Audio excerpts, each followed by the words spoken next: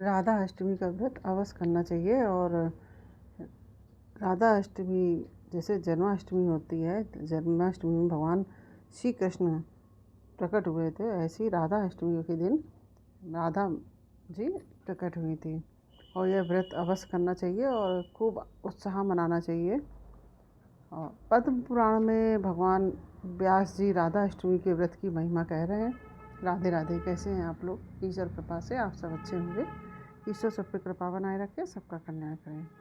आज मैं बताने जा रही हूँ राधा अष्टमी व्रत कब है।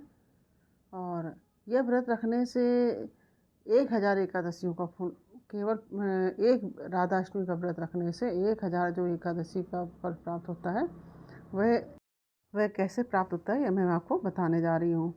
तो राधा अष्टमी का जो व्रत है, हमारे पद्म पुराण में ऐसा लिखा बताते हैं कि सनक जी महाराज जी पूछ रहे हैं कि हे सूत जी, जीव के लिए गोलोक की प्राप्ति अति दुर्लभ है, और वो अति दुर्लभ नित्य धाम गोलोक की प्राप्ति जीव को कैसे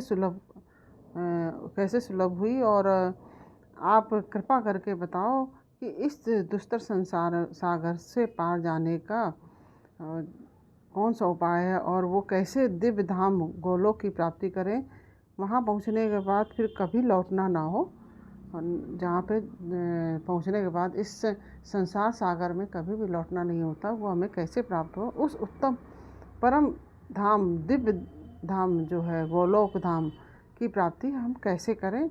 और तो सूत जी कहते हैं कि हे शौनकाद ऋषियों, आपने बहुत ही अच्छी बात पूछी है, और आपने जो प्रश्न किया है, यही प्रश्न एक बार देवर्षि नारद जी ने अपने पिता ब्रह्मा जी से किया था।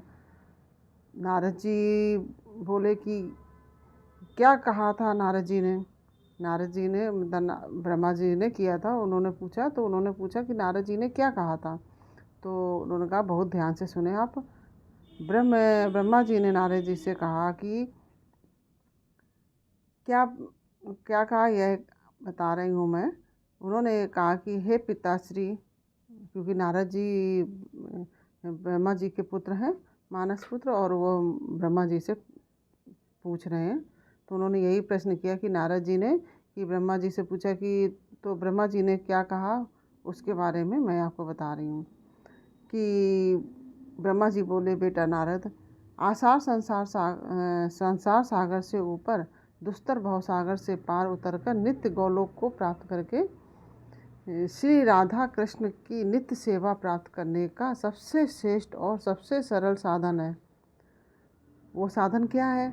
वह साधन यह है कि भादो शुक्ल पक्ष की जो अष्टमी तिथि होती है, उसके आने पर अत्यंत श्रद्धापूर्वक श्री राधा अष्टमी का व्रत करें।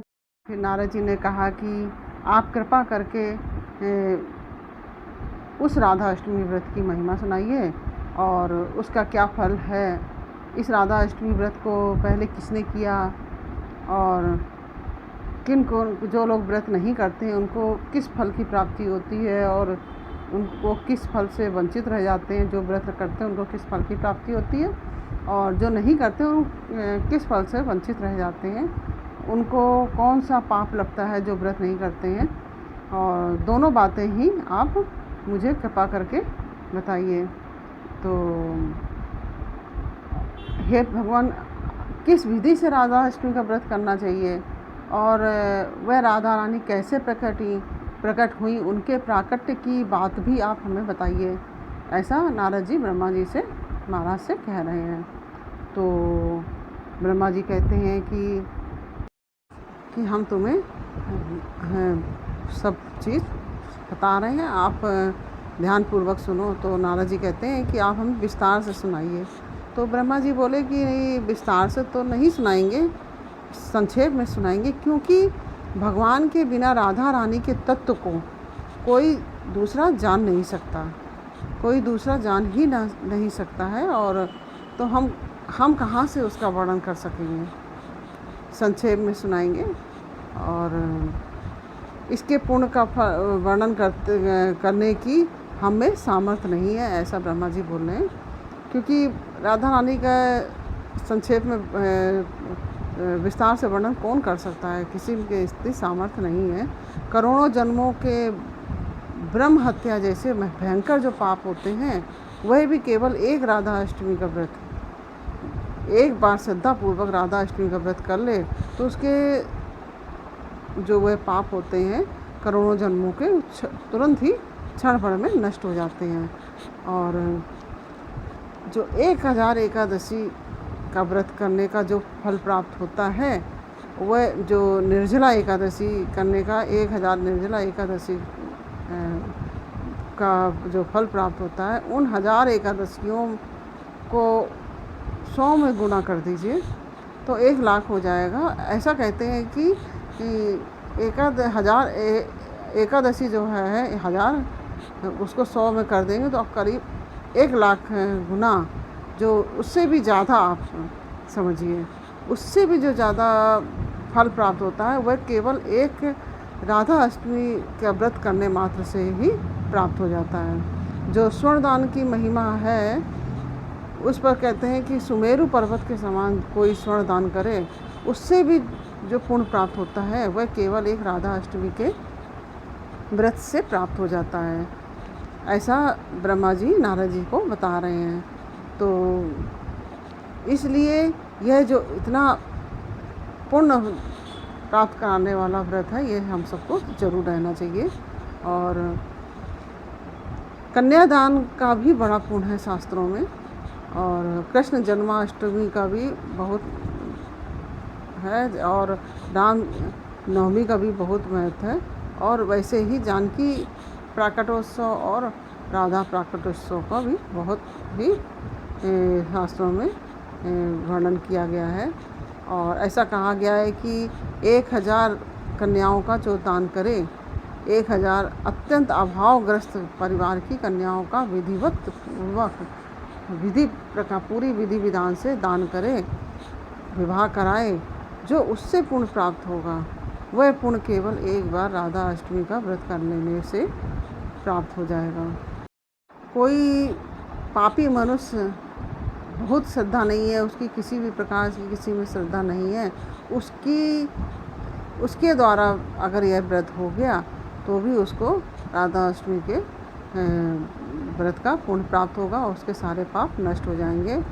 और व्रत तो कहते हैं कि अपने कुलों सहित भगवान के धाम में जाने का अधिकारी हो जाता है। व्रत तो जो करता है वो करता ही है, उसके पाप तो नष्ट होते ही हैं, लेकिन वह अपने कुलों के सहित, अपने पूरे कुल के सहित भगवान के धाम में जाने का अधिकारी हो जाता है। इतना ज़्यादा महत्व है राधा अष्टमी के व्रत का। और इसी से संबंधित एक मैं कहानी छोटी सी मैं आपको बताऊं कि एक बहुत सुंदर स्त्री थी। वह नारी बहुत ही सुंदर थी, बहुत ही अच्छे नाक नक्शे वाली थी और बहुत ही सुकेसी, उसके सुंदर केस थे, कर्ण, और उसका नाम था लीलावती। वह परम दिव्य नारी थी, बहुत ही सुंदर नारी थी। और कहते हैं ना कि बहुत जो सुंदरता होती है वह भी कभी कभी पाप हो जाती है। अति सुंदरता भी कभी कभी पाप का मतलब अपने लिए जहर का काम करती है। तो उस स्त्री का वह उत्तम रूप लीलावती का जो जिसका नाम था, उसका उत्तम रूप जो था उसका पतन का कारण बन गया और उसने बहुत से पाप किए। वह वर्षों से पाप करती चली आ रही थी। कहा जाता है ना कि कभी ना कभी घूरे के दिन बदलते हैं, किसी सबके दिन बदलते हैं। तो आखिर में पाप कर्म करते करते उसको 12 साल बीत गए और इसके पश्चात उसके मन में एक बार ग्लानि हुई कि और मन में आया कि अरे हमने ठीक नहीं किया। कभी कभी क्योंकि अपनी आत्मा में परमात्मा बैठा हुआ है, तो वो हमको हम जानते हैं हम गलत भी कर्म करते हैं, तो हम जानते हैं कि हम गलत कर रहे हैं, लेकिन आदमी करता है गलत कर्म। लेकिन ऐसे उसको 12 साल तक उसने गलत काम किए और फिर 12 साल बाद उसको अपने आत्मग्लानि हुई और मन में आया कि अरे हमने ये ठीक नहीं किया। इतना दुर्लभ शरीर जो बड़े पुण्यों से प्राप्त होता है हमको, ये मानव जो शरीर है वो दुर्लभ है। वो भगवान ने हमको दिया और हमने मनमाने कर्म करके थोड़ा वैराग्य जगह उसके मन में कि हमने इस शरीर, सुंदर शरीर को, इस दुर्लभ शरीर को हमने मनमाने कर्म करके इसको बर्बाद कर लिया है।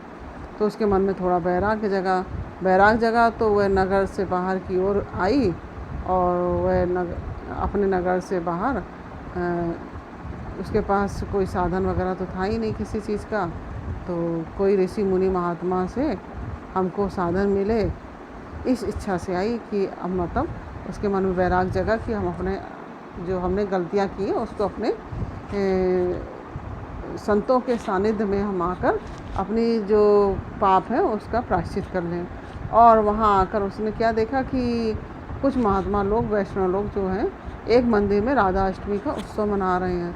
राधा कृष्ण के विग्रह का स्वरूप है, उसका दूध, जो विग्रह बहुत सुंदर था, उसका दूध, दही, घृत, पंचम आदि से, चीनी, शहद आदि से, पंचामृत से अभिषेक कर रहे हैं और बड़ा सुंदर कलश आदि रख के सुंदर उत्सव मना रहे हैं। तो उसको बड़ा आश्चर्य हुआ और वह विचार करने लगी कि क्या क्योंकि उसके लिए तो यह नया था, क्योंकि वो तो गलत काम करती आ रही थी, तो उसके लिए ये नया था। और वो विचार करने लगी कि ये हो क्या रहा है। राधाष्टमी का व्रत, परा राधाष्टमी व्रत से उनका व्रत किया जा रहा है और उनका धूप, दीप, फूल, पुष्प आदि सब चीज़ें से राधा रानी का श्रृंगार किया जा रहा है। और उसने भक्तिपूर्वक श्री राधा रानी के श्री विग्रह को मतलब प्रणाम किया। और वो क्या देखती है आगे कि उनका सुंदर पंचामृत से स्नान करके उनको अभिषेक करा गया और बहुत सुंदर श्रृंगार किया गया राधा रानी का। अगर राधा रानी ना हो तो ठाकुर जी का राधा रानी के स्वरूप में उनका वो मतलब जो कृष्ण भगवान, वैसे राधा कृष्ण दोनों ही घर में विराजने चाहिए, लेकिन अगर मान लीजिए नहीं है तो राधा रानी ही कृष्ण है, कृष्ण ही राधा रानी है, तो आप उनका भी श्रृंगार कर सकते हैं। और इसके बाद उन्होंने बधाई उत्सव करना शुरू किया और नृत्य हुआ, गीत गा रहे थे, कुछ लोग बजा रहे थे, कुछ गा रहे थे और कुछ सुंदर सुंदर मंत्रों द्वारा राधा रानी की स्तुति कर रहे थे। और ढोलक, मंजीरे आदि सब, तबला आदि सब बज रहे थे, कोई बांसुरी बजा रहा था, कोई मृदंग बजा रहा था। और प्रसन्न होकर ऐसे लोगों को देखकर, सब प्रसन्न होकर नाच गा रहे थे, ऐसे लोगों को देखकर वह वहाँ पहुँची और अत्यंत विनयात होकर उसने प्रणाम किया और उनसे पूछा कि आप क्या कर रहे हैं ये, तो आप कृपा करके बताओ। उसकी बात सुनकर जो वैष्णव थे, वो जो पूजा पाठ कर रहे थे, नाच गा रहे थे, उन्होंने कहा कि तुम वैष्णवा व्रत तत्परा जो राधा रानी का जो मतलब वैष्णव ने कहा कि उन वैष्णवों का एक नया नाम दिया उन्होंने वैष्णव का। और राधा रानी जो और बोले कि देवी भद्रे, जो राधा रानी का जो व्रत है ये अष्टमी तिथि शुक्ल पक्ष की जो अष्टमी तिथि है उसमें राधा रानी प्रकट हुई थी, उनका उत्सव हम लोग मना रहे हैं। अत्यंत प्रयत्नपूर्वक हम लोग श्री राधा रानी का व्रत कर रहे हैं और राधा रानी का उत्सव मना रहे हैं। और देखो देवी, किसी से जाने अनजाने में कोई महापाप हो गया हो, चोरी हो गई हो, ब्रह्म हत्या तक हो गई हो और पर स्त्री हरण का पाप लग गया हो, गुरु स्त्री गमन का पाप लग गया हो, गुरु कल्प गमन का पाप लग गया हो, तो विश्वासघात का पाप लगा हो, या स्त्री हत्या महापाप कहलाती है उसका पाप लगा हो, तो इस प्रकार से महाराज जी ने स्त्री हत्या के लिए मतलब लिखा है कि स्कंद पुराण में ऐसा लिखा है कि 100 ब्रह्म हत्या के बराबर एक स्त्री हत्या का पाप है। 100 ब्रह्म हत्या और एक स्त्री हत्या बराबर पाप कहलाता है। तो स्त्री की हत्या का पाप भी नष्ट हो जाता है राधा अष्टमी के व्रत से। ऐसे जो भयंकर से भयंकर जो पाप हैं, ये भयंकर पाप भी उसके नष्ट हो जाते हैं जो श्रद्धापूर्वक श्री राधा अष्टमी के व्रत को करता है। अब इसका मतलब यह नहीं कि आप स्त्री हत्या कर लें या पाप पे पाप करते हैं तो राधा अष्टमी के व्रत से समाप्त हो जाएगा, ये नहीं है। आप पाप हो जाते हैं, चलो प्रायश्चित कर रहा है आदमी, इसके लिए है ये। और जो श्रद्धापूर्वक श्री राधाष्टमी का व्रत को करता है, उसको कथा को सुनता है और सुनकर अब तो उसको जब इस प्रकार से उन्होंने राधा रानी के जो व्रत का महात्म बताया, अब तो उसको सुनकर कि उस स्त्री के को अपने पाप याद आने लगे और वह ज़ोर ज़ोर से रोने लगी। उसने कहा महात्माओं से कि मैंने तो बहुत पाप किए हैं, मेरा रूप ही मेरे विनाश का कारण बन गया है। अब मेरे ऊपर भी आप कृपा करो कि मेरे ये सारे जो पाप हैं नष्ट हो जाएं, मेरा कल्याण हो जाए। तब उन वैष्णव जो थे उन्होंने कहा कि राधावतियों ने कहा कि उन्होंने अपना एक नाम दे रखा था राधावती, तो उन्होंने कहा कि देवी दुखी मत हो, श्री कृष्ण पतित पावन है और राधा रानी पतित पावन है, वे तुम्हारे ऊपर कृपा अवश्य करेंगे, तुम श्रद्धापूर्वक राधाष्टमी का व्रत करो। अब तो प्रसन्न होकर उसने कहा कि मैं अवश्य राधाष्टमी का व्रत करूँगी। और उसने कुछ खाया पिया तो था ही नहीं, और उसने निश्चय कर लिया कि उस समय वह भूखी प्यासी थी और उसने कुछ खाया नहीं था, तो उसका व्रत भी हो गया। तो उसने निश्चय किया कि, और उसके साथ ही उसने वह व्रत करने लगी। संजोग की बात थी कि वो व्रत करके लौट रही थी, उसी समय एक सर्प, जो सांप होता है, उस सर्प पर उसका पैर पड़ गया।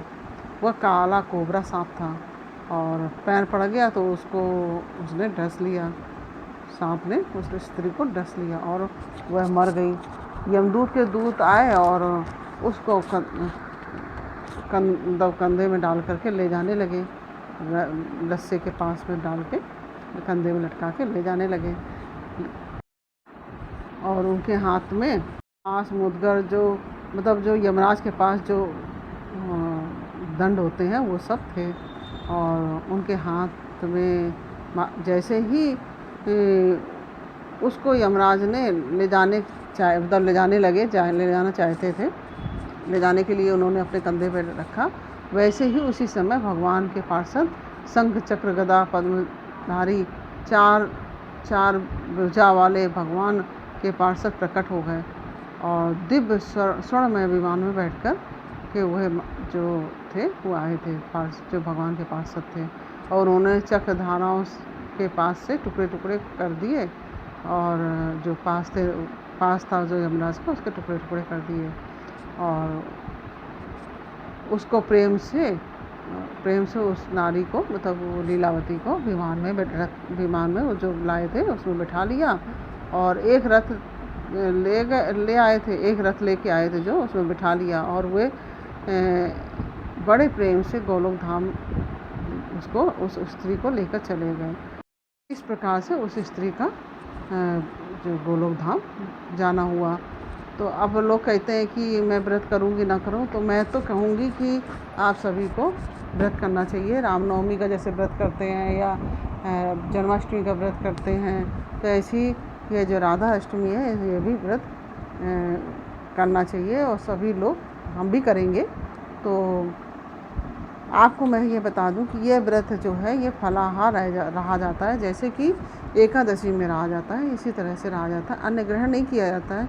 लेकिन आप चाहें तो अपना कर भी सकते हैं, लेकिन वैसे करना नहीं चाहिए इसमें अन्न ग्रहण, क्योंकि फलाहार रहना चाहिए। बहुत से लोग कहेंगे कि अल्लो राधा अष्टमी व्रत हम खाएं ना क्या, अरे फलाहारी बना के खा लीजिए, फल मिठाई आदि खा लीजिए। तो बाकी आपकी अपनी जैसी श्रद्धा हो उस तरह से रहें। तो ना रहने से तो अच्छा ही है कि आप खा पी के भी रहेंगे तो भी सही है, अन्न ग्रहण करके भी रहेंगे तो भी सही है, लेकिन मैं तो फलाहार ही रहूँगी, क्योंकि फलाहार ही ऋषि लोग कहते हैं कि ऋषि मुनि हमारे कहते हैं कि फलाहार ही व्रत का ज़्यादा महत्व होता है। और राधा अष्टमी पर रात्रि में जागरण आदि करना चाहिए, कीर्तन करना चाहिए। जैसे जन्माष्टमी में रात्रि जागरण का महत्व है, ऐसी राधा अष्टमी में भी जागरण का बहुत महत्व है। तो इस तरह से आप सभी